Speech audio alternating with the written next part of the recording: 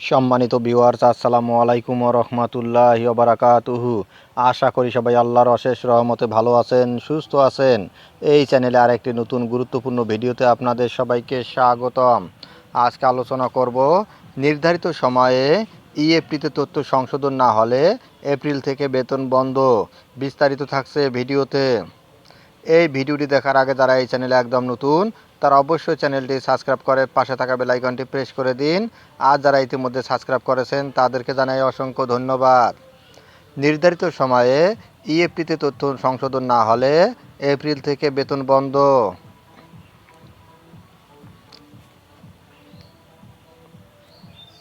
মাধ্যমিক ও উচ্চশিক্ষা অধিদপ্তরের শিক্ষা প্রতিষ্ঠানের এমপিওভুক্ত মান্থলি পেমেন্ট অর্ডার শিক্ষক কর্মচারীদের এমপিওর অর্থ ইএফটিতে পেতে হলে ভুল তথ্য সংশোধন করতে হবে। আর এই তথ্য সংশোধনের জন্য সময় বেঁধে দেওয়া হয়েছে। বুধবার 12 ফেব্রুয়ারি মাধ্যমিক ও উচ্চশিক্ষা অধিদপ্তর এ সংক্রান্ত অফিস আদেশ জারি করে। সময় বেঁধে দিয়ে নির্দেশনা জানানো হয়, প্রতিষ্ঠান প্রধানরা শিক্ষকদের তথ্য সংশোধন করে অধিদপ্তরে পাঠাবেন। আগামী 6 মার্চ উপজেলা থেকে শিক্ষা অফিসাররা সংশোধনের তথ্য পাঠাবেন। 11 মার্চ থেকে জেলা শিক্ষা অফিস থেকে সংশোধিত তথ্য পাঠাবেন। 17 মার্চের মধ্যে আঞ্চলিক উপপরিচালক অফিস থেকে সংশোধিত তথ্য পাঠাতে হবে 30 মার্চের মধ্যে। আর 7 এপ্রিলের মধ্যে মাধ্যমিক ও উচ্চশিক্ষা অধিদপ্তরের সংশ্লিষ্ট শাখা অনুমোদন দেবে। এই সময়ের মধ্যে তথ্য সংশোধন না হলে ভুল তথ্যের কারণে আগামী এপ্রিল মাস থেকে সংশ্লিষ্ট শিক্ষক কর্মচারীদের এমপিওর অর্থ পাঠানো স্বয়ংক্রিয়ভাবে বন্ধ হয়ে যাবে। নির্দেশনায় বলা হয়, মাধ্যমিক ও উচ্চশিক্ষা অধিদপ্তরের শিক্ষা প্রতিষ্ঠানের এমপিওভুক্ত শিক্ষক কর্মচারীদের এমপিও 1 জানুয়ারি থেকে ইএফটিতে পাঠানো শুরু হয়। যেসব এমপিওভুক্ত শিক্ষক কর্মচারীর এমপিওর তথ্য, জাতীয় পরিচয়পত্রের তথ্য এবং ব্যাংকের তথ্য সঠিক আছে এমন 1,89,907 জন শিক্ষক কর্মচারীর 2024 সালের ডিসেম্বরের এমপিও প্রথম ধাপে ইএফটিতে পাঠানো হয়েছে। এছাড়াও এমপিওভুক্ত শিক্ষক কর্মচারীর মধ্যে অনেকের এমপিও শিটের নামের সঙ্গে জাতীয় পরিচয়পত্রের এনআইডির সঙ্গে অমিল আছে, অথবা ব্যাংক হিসাবের নাম আংশিক ভুল আছে, কিন্তু জন্ম তারিখ অভিন্ন। এমন 1,52,220 জন শিক্ষক কর্মচারীর ডিসেম্বরের এমপিও দ্বিতীয় ও তৃতীয় ধাপে ইএফটিতে পাঠানো হয়েছে।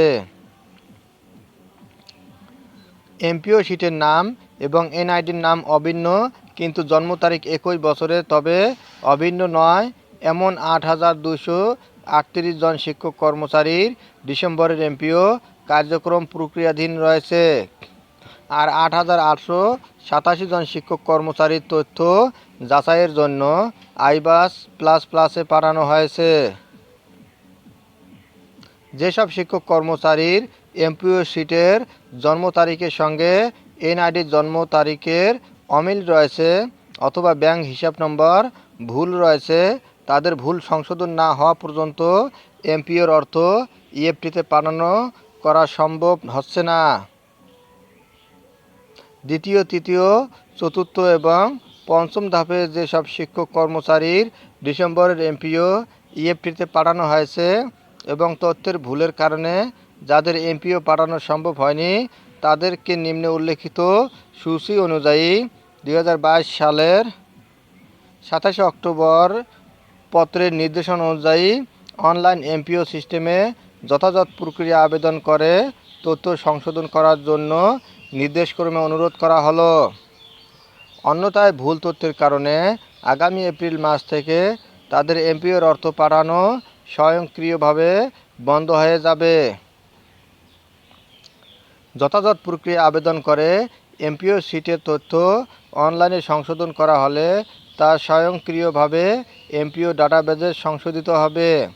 তবে এনআইডির এবং ব্যাংকের তথ্য সংশোধনের পর পরবর্তী কার্যক্রমের জন্য এমপিও ইএফটি মডিউলে লগ ইন করে অনলাইনে আঞ্চলিক পরিচালক কলেজের ক্ষেত্রে বা উপজেলা থানা মাধ্যমিক শিক্ষা কর্মকর্তার স্কুলের ক্ষেত্রে মাধ্যমিক ও উচ্চ শিক্ষা অধিদপ্তরে পাঠাতে হবে।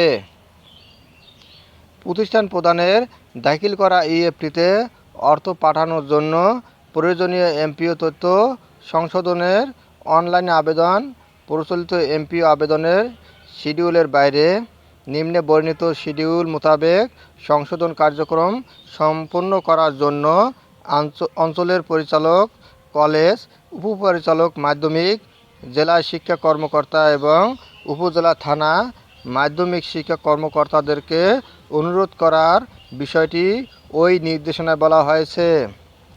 ধন্যবাদ জানিয়ে বিদায় নেওয়ার আগে আবার অনুরোধ জানাই, যদি ভিডিওটি ভালো লাগে এবং সর্বশেষ শিক্ষামূলক আপডেট ভিডিও পেতে চান তাহলে অবশ্যই চ্যানেলটি সাবস্ক্রাইব করুন। ধন্যবাদ সবাইকে।